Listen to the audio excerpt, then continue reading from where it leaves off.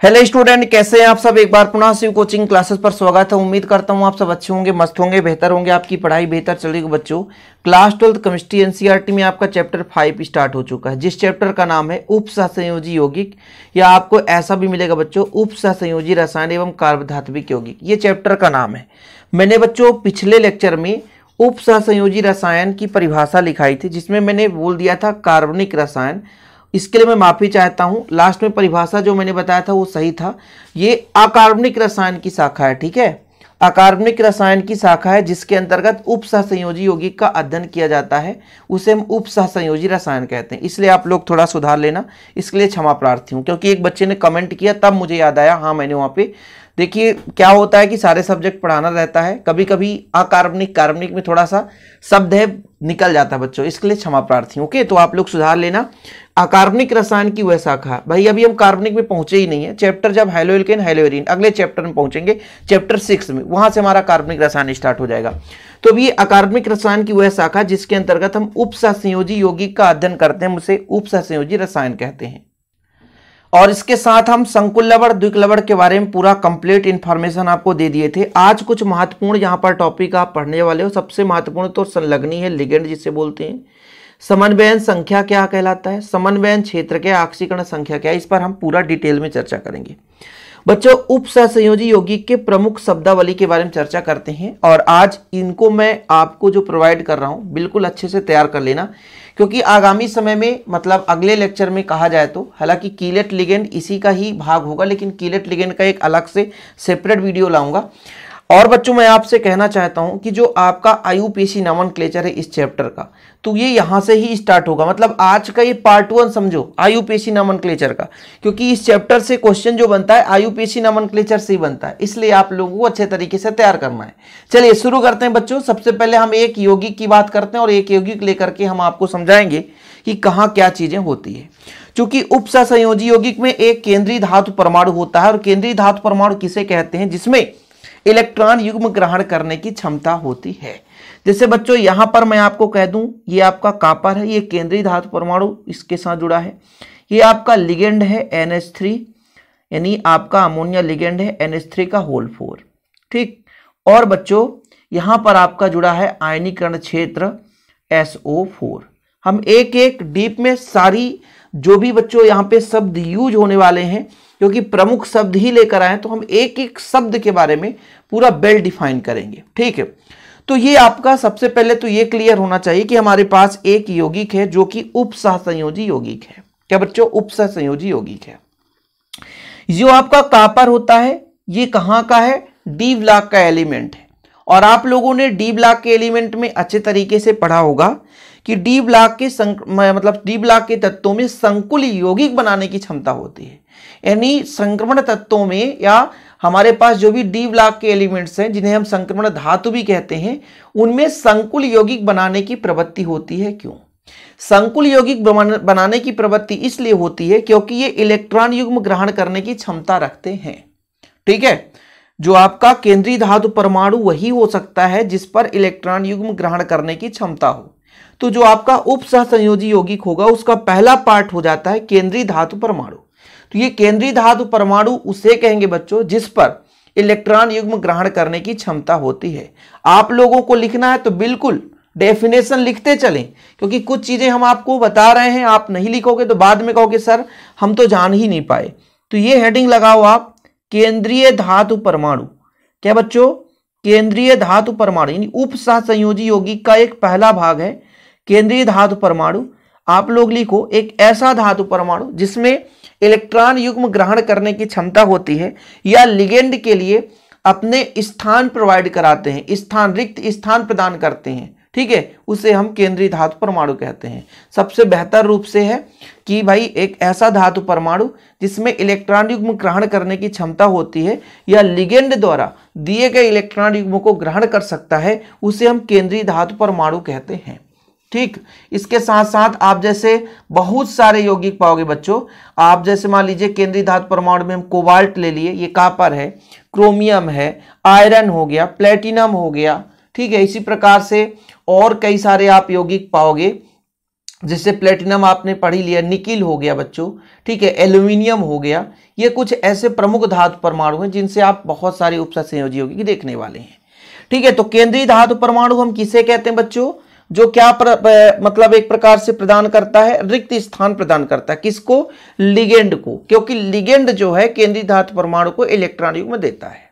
पहली बात हो गई बच्चों, ठीक है, चीजें क्लियर। चलिए दूसरा जो है इस केंद्रीय धातु परमाणु के साथ जुड़ा हुआ है जिसे हम बोलते हैं संलग्नी। क्या बोलते हैं बच्चों? संलग्नी। संलग्नी का मतलब होता है लिगेंड। क्या? लिगेंड। इसका मीनिंग है आपका LIGANDS, लिगेंड्स। ओके, अच्छा, चूंकि आपने पढ़ा कि ऐसे धातु परमाणु जिस पर इलेक्ट्रॉन युग्म ग्रहण करने की क्षमता होती है उसे हम क्या बोलते हैं बच्चों? केंद्रीय धातु परमाणु बोलते हैं। और जो आपका संलग्नी है ये कोई भी परमाणु हो सकता, आयन अणु हो सकता है जो कि धातु आयन को, यानी आपका धातु आयन को कम से कम एक जोड़ी इलेक्ट्रॉन दे सकता है, उसे लिगेंड कहा जाता है। देखो भाई, एक एक परिभाषा लिखेंगे, बिल्कुल निश्चिंत रहें, आप थोड़ा समझने की कोशिश करें कि कोई भी हमारे पास परमाणु हो सकता है, कोई भी हमारे पास आयन हो सकता है, कोई भी हमारे पास अणु हो सकता है जो धातु आयन को इलेक्ट्रॉन युग्म यानी जोड़े का इलेक्ट्रॉन दे सके, उसे हम लिगेंड कहते हैं, ठीक है। यानी वह परमाणु जो इलेक्ट्रॉन जोड़ा देता है, ठीक, डोनर एटम्स, दाता परमाणु, ठीक है, उसे ही हम लिगेंड कहते हैं। चीजें क्लियर है? दो चीजें समझ में आ गया। केंद्रीय धातु परमाणु किसे कहेंगे बच्चों? केंद्रीय धातु परमाणु किसे बोलते हैं? हम ऐसे धातु परमाणु जिनके पास इलेक्ट्रॉन युग्म ग्रहण करने की क्षमता होती है, जो संलग्नी से अर्थात लिगेंड से दिए गए इलेक्ट्रॉन जोड़े को, है ना, रिक्त स्थान प्रदान करता है, उसे हम केंद्रीय धातु परमाणु कहते हैं। और संलग्नी किसे कहेंगे? कोई भी परमाणु, आयन या अणु जो धातु आयन को कम से कम एक जोड़ी इलेक्ट्रॉन प्रदान कर सके, उसे हम लिगेंड कहते हैं। अब इस लिगेंड को ही हम दो भागों में बांटते हैं बच्चों। एक तो आपका होता है एक दंतुर लिगेंड और बहुदंतुर लिगेंड। एक दंतुर लिगेंड का मतलब ये होता है, एक दंतुर लिगेंड का मतलब ये होता है कि जब एक ही परमाणु इलेक्ट्रॉन युग्म दे, है ना, कोई भी लिगेंड हो उसमें एक ही दाता परमाणु हो। दाता परमाणु किसे बोलते हैं? जो जैसे मान लीजिए आपके पास OH नेगेटिव आयन है, ठीक है, OH नेगेटिव आयन है, इसमें जो ऑक्सीजन है ना बच्चों, ये दाता परमाणु है, ये आपका इलेक्ट्रॉन देता है। तो इसमें एक ही दाता परमाणु है, इसे बोलेंगे एक दंतुर लिगेंड। लेकिन जिसमें दो दाता परमाणु हो तो वो बहुदंतुर लिगेंड में आ जाता है। समझने की कोशिश करेंगे आप लोग थोड़ा सा। जैसे हमारे पास NH3 है, अमोनिया है, इसमें जो यहाँ पे नाइट्रोजन है ना, ये आपका इलेक्ट्रॉन युग्म देता है केंद्रीय धातु परमाणु को, तो आपका ये एक दंतुर लिगेंड कहलाया। क्योंकि यहाँ पर हमने लिगेंड संलग्नी लिखा है, एक दंतुर लिगेंड और बहुदंतुर लिगेंड। एक दंतुर लिगेंड का मतलब है जो कि केवल और केवल एक ही दाता परमाणु उसमें उपस्थित हो, एक ऐसा लिगेंड जिसमें इलेक्ट्रॉन युग्म देने वाला एक ही दाता परमाणु हो, उसे हम एक दंतुर लिगेंड कहते हैं। लेकिन जब एक से अधिक दाता परमाणु हो जाते हैं तो उसे हम बहुदंतुर लिगेंड के अंतर्गत रख देते हैं। जैसे ethylene diamine, ethylene diamine example आप लोग लिखते चलेंगे, अभी हम थोड़ा सा स्क्रीनशॉट का मौका देंगे। एथिलीन डाइएमीन, एथिलीन डाइएमीन का होता है बच्चों, ठीक है, एथिलीन डाइएमीन का होता है आपका CH2, यहाँ पे NH2 हो गया, फिर ये आपका CH2, आपका NH2 हो गया, ये आपका है एथिलीन डाइएमीन। क्या है? Ethylene diamine. क्या बच्चों? Ethylene diamine. चीजें क्लियर है? केंद्रीय धातु परमाणु ये हो चुका है आपका, है ना, ये संलग्नी है। संलग्नी में यदि एक ही दाता परमाणु है वो आपका एक दंतुर लिगेंड। लेकिन बच्चों जिसमें दो दाता परमाणु, यहाँ पर ये भी नाइट्रोजन इलेक्ट्रॉन युग्म देता है, यहाँ पे ये भी देता है, तो दो दाता परमाणु, इसलिए उसे हम बहुदंतुर लिगेंड के नाम से जानते हैं। ठीक है, ओके, चीजें क्लियर है। चलिए आगे हम चलते हैं समन्वयन संख्या पर। थोड़ा यहां पर यदि क्लियर है बच्चों तो समन्वयन क्षेत्र भी समझोगे, क्योंकि यहां पर आप देखो समन्वयन संख्या और ये समन्वयन क्षेत्र। समन्वयन क्षेत्र क्या होता है? जैसे हमारा ये जो ब्रैकेट लगा होता है ना, ये जो ब्रैकेट लगा होता है इसके अंदर का क्षेत्र, केंद्रीय धातु परमाणु, क्या बच्चों? केंद्रीय धातु परमाणु एवं लिगेंड एक दूसरे से जुड़े रहते हैं और इसे कोष्ठक के अंदर व्यक्त किया जाता है। ठीक है, और इसे ही हम उपसंयोजी क्षेत्र या समन्वयन कोष्ठ कहते हैं। एक एक शब्द आप लोग लिखते चलो, समझते चलो। वैसे मैं लास्ट में स्क्रीनशॉट लेने के लिए समय दूंगा, बिल्कुल आप निश्चिंत रहें। फिलहाल अभी यहां पे आप लोग हेडिंग लगाएं। क्या हेडिंग लगा रहे हैं बच्चों? समन्वयन क्षेत्र। समन्वयन क्षेत्र। अब देखो, चूंकि आप सबको पता है कि जो केंद्रीय धातु परमाणु है और लिगेंड है एक दूसरे से संबंधित रहते हैं, जुड़े रहते हैं, क्योंकि केंद्रीय धातु परमाणु इलेक्ट्रॉन युग्म लेता है और लिगेंड जो है केंद्रीय धातु परमाणु को इलेक्ट्रॉन युग्म देता है। अब जब एक दूसरे से जुड़े हैं तो इनको व्यक्त करने के लिए, इनको लिखने के लिए हम एक कोष्ठक का प्रयोग करते हैं और कोष्ठक के अंदर इसको व्यक्त करते हैं। सही है कि नहीं? कोष्ठक के अंदर इसको व्यक्त किया जाता है। अब इसे ही हम बोलते हैं उपसंयोजित क्षेत्र, या इसे बोलते हैं हम समन्वयन कोष्ठ। क्या बोलते हैं बच्चों? Coordination sphere. Okay, coordination sphere. Okay, चीजें क्लियर है? ये हमारा इसके अंदर जो है ये हमारा समन्वयन क्षेत्र कहला गया, समन्वयन कोष्ठ कहला गया। ठीक, इसके बाद हमारा आता है बच्चों क्या? समन्वयन संख्या और आक्सीकरण संख्या। समन्वयन संख्या मतलब जैसे कोई केंद्रीय धातु परमाणु है, उसके चारों ओर कितने आयन अणु या परमाणु उसके चारों ओर घेर कर रखे हैं, उसका हम क्या बोलते हैं? समन्वयन संख्या। आपको थोड़ा सा लगेगा कि समन्वयन संख्या गड़बड़ है। यहां पर देखो, मैं ये कहना चाहता हूं बच्चों कि कोई भी हमारे पास संकुल का केंद्रीय धातु परमाणु है, केंद्रीय धातु परमाणु है, और उसके साथ जो भी उपसहसंयोजी बंध से जुड़े होंगे, उसके साथ जो भी उपसहसंयोजी बंध से जुड़े होंगे, उनकी जो संख्या है एक प्रकार की समन्वयन संख्या कहलाती है। अर्थात धातु के चारों ओर से जो उसे घेरे रहते हैं सहसंयोजी बंध के माध्यम से, उसकी संख्या आपकी समन्वयन संख्या कहलाती है। कुल मिलाकर के यदि शाब्दिक रूप से मत शॉर्टकट में यदि बोलना चाहूँ आपसे, तो जैसे मेरे पास केंद्रीय धातु परमाणु है और केंद्रीय धातु परमाणु के साथ जुड़ा रहता है लिगेंड।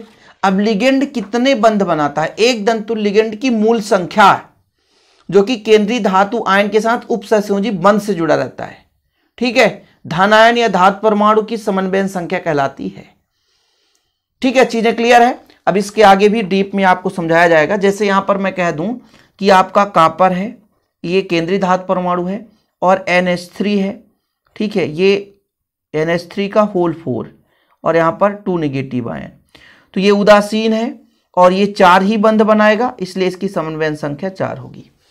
केंद्रीय धातु परमाणु है, इसके साथ लिगेंड जो है बंध बनाकर रखते हैं, एक दंतुल लिगेंड है। एक दंतुल लिगेंडों की संख्या जो कि केंद्रीय धातु परमाणु के साथ क्या करे? उपसंयोजी बंध बना करके जुड़ा हो, तो वो क्या कहलाता है बच्चों? समन्वयन संख्या कहलाता है। फिर से समझो, एक दंतुल लिगेंडों की संख्या जो कि केंद्रीय धातु परमाणु के साथ उपसंयोजी बंध के साथ जुड़े रहते हैं, उसे हम बोलते हैं उसकी समन्वयन संख्या। आक्सीकरण संख्या तो आपको बाद में समझ में आएगा। अब देखो, ये जो मैं कह रहा था ना बच्चों, ये संलग्नी, इस पर मेन रूप से फोकस करना पड़ेगा आपको। सबसे पहले संलग्नी की परिभाषा लिखेंगे। कोई परमाणु आयन या अणु जो धातु आयन को कम से कम एक जोड़ी इलेक्ट्रॉन दे सकता है, उसे लिगेंड कहते हैं। केंद्रीय धातु परमाणु की आप परिभाषा लिखेंगे कि ऐसा कोई भी धातु परमाणु जो इलेक्ट्रॉन युग्म ग्रहण करने की क्षमता रखता है या संलग्नी या लिगेंड द्वारा प्रदान किए जाने पर वो है ना रिक्त डी कक्षक या रिक्त कक्षक को उपस्थित कराता है, उसे हम बोलते हैं केंद्रीय धातु परमाणु। एग्जाम्पल के तौर पर बच्चों यहाँ पर कोबाल्ट है ना, इसका नामकरण लिखोगे तो हेक्साएमीन कोबाल्ट, ठीक है, 3rd क्लोराइड हो जाएगा। कोई बात नहीं है, अभी आगे चलकर नामकरण करेंगे तब समझ में आएगा। यहाँ पर आप देखो लिगेंडों की संख्या कितनी है। कोबाल्ट आपका केंद्रीय धातु परमाणु है, NH3 आपका लिगेंड है, इसकी संख्या 6 है। लिगेंड को 2 भागों में बांटा गया बच्चों। एक दंतुल लिगेंड, जब लिगेंड में केवल एक दाता परमाणु उपस्थित होता है उसे एक दंतुल लिगेंड कहते हैं। यहां से कहानी स्टार्ट होता है। अभी तक जो समझाए तो चलो ठीक है, लेकिन आज हम बहुत बड़ा होमवर्क देने वाले बच्चों। ये आप लोगों के लिए 3 से 4 दिन के लिए होमवर्क है, और 4 दिन में इतना तैयार कर लिए तो मैं समझूंगा आप राजा हो, राजा। ठीक है, जैसे यहां पर देखिए बच्चों, ये साइनाइड है, Cn होगा जहां पर, ये समझ जाना ये ऋणात्मक लिगेंड है, Cl लिखा रहेगा, आयन उसमें नहीं रहेंगे, ध्यान रखिएगा। तब IUPAC नॉमेनक्लेचर लिखते समय हम इसको साइनो लिखेंगे। क्या लिखेंगे? साइनो। देखो बच्चों, जब भी ऋणात्मक लिगेंड होता है उसमें O जोड़ा जाता है। जैसे साइनाइड में साइनो जोड़ दिए, आइसोसाइनाइड में आइसोसाइनो जोड़ दिए, थायोसाइनेट में थायोसाइनेटो जोड़ दिए, O जोड़ रहे हैं, देख लो जरा हर जगह। आइसोथायोसाइनेट में आइसोथायोसाइनेटो जोड़ रहे हैं, O जोड़ रहे हैं हर जगह। ब्रोमाइड में ब्रोमो जोड़ रहे हैं, क्लोराइड में क्लोरो जोड़ रहे हैं, और आगे देखो आयोडाइड में आयोडो जोड़ रहे हैं, हाइड्राइडो में यहां पर हाइड्राइड में हाइड्राइडो जोड़ रहे हैं, नाइट्रो में नाइट्रो, यहां पे नाइट्रो तो नाइट्रो है वो लगा ही है, नाइट्राइट में नाइट्रेटो जोड़ रहे हैं, नाइट्रेट में नाइट्रेटो जोड़ रहे हैं, एमाइड में एमिडो जोड़ रहे हैं, है ना। अब बच्चों एसीटेट का एसीटेटो ओ आ जा रहा है हर जगह, जब भी ऋणात्मक लिगेंड रहेगा उसमें हम ओ जोड़ेंगे। ऑक्साइड में ऑक्सो, फिर आपका पराक्सो, फिर सल्फिडो, सल्फिटो, सल्फेटो, थायोसल्फेटो और कार्बोनेटो। ये एक दंतुर लिगेंड है, मतलब इनमें जो इलेक्ट्रॉन युग्म देता है केवल एक ही दाता परमाणु है। आप यहां पर देख सकते हैं जितने भी आपको यहां पे दिख रहे हैं बच्चों, ये सब के सब एक ही दाता परमाणु वाले हैं, यानी एक इलेक्ट्रॉन युग्म देते हैं, एक ही दाता परमाणु इसमें उपस्थित है। और हाँ, इसमें आप सोचोगे कि कोई हेरा फेरी करें हमको ना पढ़ना पड़े, तो ये भूल चूक है आपकी, क्योंकि लिगेंड आपको तैयार करना ही पड़ेगा। वहां पर फिर आपको ये नहीं कहना पड़ेगा कि ये कहां से आया, क्योंकि बच्चे हमेशा कमेंट करते हैं ना कि सर हमने तो पढ़ा ही नहीं, कहां से आ गया। भाई इसमें 1 निगेटिव है, मतलब जब ऑक्सीकरण संख्या निकालेंगे तो इसका -1 लेकर चलेंगे। यहां पर भी 1 निगेटिव है, आइसोसाइनाइड, तो मतलब ऑक्सीकरण इसका -1 मानकर चलेंगे। जहां पर 1 निगेटिव है ना बच्चों, यहां पर देखो cyanide, isocyanide, thiocyanate, isothiocyanate, bromide और एक क्लोराइड है। इसके बाद बच्चों यहां पर आप देखो आयोडाइड है, हाइड्राइड है, nitro, nitrite, nitrate, amide, acetate, oxide, peroxide, sulphide, sulphite, sulphate, thiosulphate, carbonate. अब इनमें देखो 2 निगेटिव है, मतलब ऑक्सीकरण संख्या निकालते समय यहां पे 2 निगेटिव यानी 2 ऑक्सीकरण संख्या लेकर चलेंगे। थायोसल्फेट का H2O3 2 निगेटिव, मतलब ऑक्सीकरण संख्या जब लेकर चलेंगे बच्चों तो यहां पर इसका मान -2, क्योंकि ये सब जुड़े रहेंगे केंद्रीय धातु परमाणु से, और केंद्रीय धातु परमाणु का जब हम ऑक्सीकरण संख्या निकालेंगे तो फिर हमें इनकी जरूरत पड़ेगी, और फिर वहां पर आपको दिक्कत होगी कि सर कहां से ले लिए -1, सर कहां से ले लिए -2। मान लो हमारा यहां पे ऑक्साइड है और 2 निगेटिव है तो इसका -2 लेकर चलेंगे, और O2 है तो यहां पर -2 ऑक्सीडेशन नंबर लेकर चलेंगे। SO3 2 निगेटिव है, ऑक्सीडेशन नंबर -2 लेकर चलेंगे। SO4 2 निगेटिव है, ऑक्सीडेशन नंबर -2 लेकर चलेंगे। तो फिर आपके मन में एक शब्द आएगा कि सर ये बताइए सर यहां पर हम -1 कहां से पा गए। अरे बच्चों यहां पर ध्यान रखना, यहां पर हमको थोड़ा सा याद रखना पड़ेगा ये कैसे क्या हो रहा है। सबसे ज्यादा ऋणात्मक लिगेंड की जरूरत पड़ती है। अब देखो ना जरा, जहां पे उदासीन है, जिस पर कोई आयन नहीं मतलब उदासीन है, अमोनिया का एमीन आईयूपीएसी में लिखते हैं, पानी का हम एक्वा लिखते हैं, यहां पर NO है नाइट्रिक एसिड है नाइट्रोसिल लिखते हैं बच्चों, CO है कार्बन मोनोऑक्साइड तो कार्बोनिल लिखते हैं आईयूपीएसी नोमेनक्लेचर में, थायोकार्बोनिल है तो थायोकार्बोनिल लिखते हैं। ठीक है, फास्फीन है यदि बच्चों, ये जो फास्फीन है उसे फास्फीन ही लिखा जाता है। ट्राइफेनिल फास्फीन ये रहेगा तो ये ट्राइफेनिल फास्फीन, इनमें कोई चार्ज नहीं है, उदासीन है, मतलब इनका ऑक्सीडेशन नंबर 0, कोई दिक्कत नहीं, ना प्लस ना माइनस।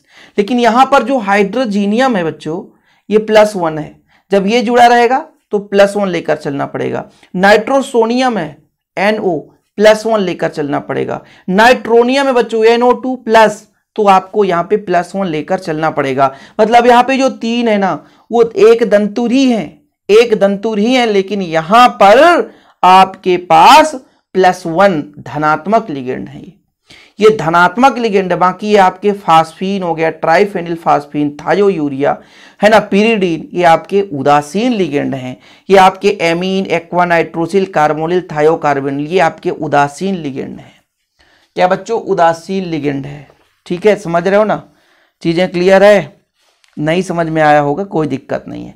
अच्छा, मैंने आपको समझाया था बच्चों समन्वयन संख्या, नोट्स तो बना रहे होंगे ना आप लोग, नहीं बना रहे होंगे तो फिर आपकी कमी है बच्चा, आपकी कमी है यार, आप नहीं बनाओगे तो हम क्या कर सकते हैं। समन्वयन संख्या क्या बोला जाता है बच्चों कि एक दंतुर लिगेंड की मूल संख्या, जैसे यहां पर आपका AgCN का होल 6 होना चाहिए। ठीक है, यहां पर 6 कर लो, AgCN का होल 6, केंद्रीय धातु या धनायन से उप सहसंयोजी बंध द्वारा जो जुड़ी रहती है वो धनायन या धातु आयन की समन्वयन संख्या कहलाती है। यानी कुल मिलाकर के एक दंतुल लिगेंड की मूल संख्या CN की 6 है, तो यहाँ पर AG की समन्वयन संख्या 6 हो जाएगी, क्योंकि 6 CN इसके साथ जुड़े हैं। पहले ही बता दिया था मैंने। समन्वयन क्षेत्र क्या है बच्चों, तो मैंने आपको समझाया था कि केंद्रीय धातु परमाणु लिगेंड एक दूसरे से जुड़े रहते हैं, है ना, और इसको हम एक बड़े कोष्ठक के अंदर दर्शाते हैं, तो इसे ही बोलते हैं हम बच्चों क्या बोलते हैं, उप सहसंयोजी क्षेत्र। और बाहर का जो क्षेत्र होता है उप सहसंयोजी क्षेत्र के बाईं ओर कोई भी परमाणु आयन या कोई भी, ठीक है, धातु परमाणु यदि जुड़ा है तो वो आपका आयनीकरण क्षेत्र कहलाता है। ठीक, ये समन्वयन संख्या की संख्या यहाँ पे 4 है, NH3 की संख्या 4 है, तो समन्वयन संख्या 4 है। केंद्रीय धातु परमाणु एवं लिगेंड जो कि सीधे जुड़े रहते हैं एक कोष्ठक के अंदर व्यक्त किए जाते हैं, इसे उप सहसंयोजी क्षेत्र या समन्वयन कोष्ठ कहते हैं। इस कोष्ठ के बाहर का भाग आयनीकरण क्षेत्र या आयनीकरण कोष्ठ कहलाता है। ठीक है बच्चों, समझ रहे हैं, ये चीजें क्लियर है आप लोगों को? हो सकता है आप लोगों को थोड़ा सा क्लियर ना हो, लेकिन यार जब बार बार आप उस चीज को समझते हैं तो चीजें क्लियर हो जाती, इसलिए मैं पहले ही सब कुछ डीप में समझा देता हूं, क्योंकि इधर उधर भटकने की जरूरत ना पड़े। और बात रही बच्चों कीलेट लिगेंड की, सेतु लिगेंड भी होता है, उभयधर्मी लिगेंड भी होता है। उभयधर्मी लिगेंड मतलब जिसमें 2 या 2 से अधिक दाता परमाणु हो परंतु केवल एक ही धनायन से जुड़ा हो, उसे उभयधर्मी लिगेंड कहते हैं। अभी तो इतना क्लियर है ना बच्चों? थोड़ा सा यहां पर आप देख लो बहुदंतुल लिगेंड। बहुदंतुल लिगेंड किसे कहते हैं, ये परिभाषा आप लोग लिखो थोड़ा सा। बहुदंतुल लिगेंड, जब लिगेंड में एक से अधिक दाता परमाणु उपस्थित होते हैं उसे हम बहुदंतुल लिगेंड कहते हैं। जैसे इसमें 2 हमारा एथिलीन डाइएमीन, एथिलीन डाइएमीन है बच्चों, क्या है, एथिलीन डाइएमीन, एथिलीन डाइएमीन, ये आपके पास 2 दाता परमाणु है। ठीक है, ऑक्सलेट आयन, इसमें भी 2 दाता परमाणु है। यहाँ पर ग्लाइसिनेट, यहाँ पर भी आपके 2 दाता परमाणु हैं, तो इनमें 2 दाता परमाणु हैं जिनमें, तो आपके बहुदंतुल के अंतर्गत आते हैं। ऐसे और कई सारे हैं, जैसे कीलेट लिगेंड। कीलेट लिगेंड क्या है, एक बहुदंतुल लिगेंड ही है। कीलेट लिगेंड क्या है बच्चों, एक बहुदंतुल लिगेंड है। लेकिन ये जो कीलेट लिगेंड है इसे हम आगे पढ़ेंगे, लेकिन ये चीज आप लोग थोड़ा सा तैयार कर सकते।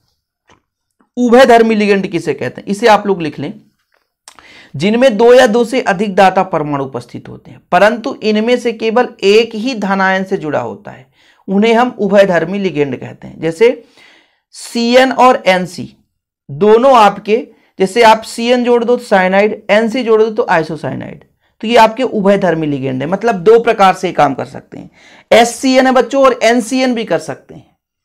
ठीक है, NO2 है और ONO भी इसको कर सकते हैं। यहां पर नाइट्रोजन दे रहा है, यहां पे सल्फर दे रहा है, ONO भी कर सकते हैं ना। NO2 भी होता है और ONO भी होता है, मैं आपको दिखा रहा हूं, देखो जरा यहां पर देखो, ONO नाइट्राइट, यहां पे ऑक्सीजन जो है क्या देता है, यहां पे एरो का चिन्ह बना है ना, मतलब ऑक्सीजन इलेक्ट्रॉनिक में देता है। ये एरो का चिन्ह ये बताता है कि जैसे नाइट्रोजन इलेक्ट्रॉनिक में देता है।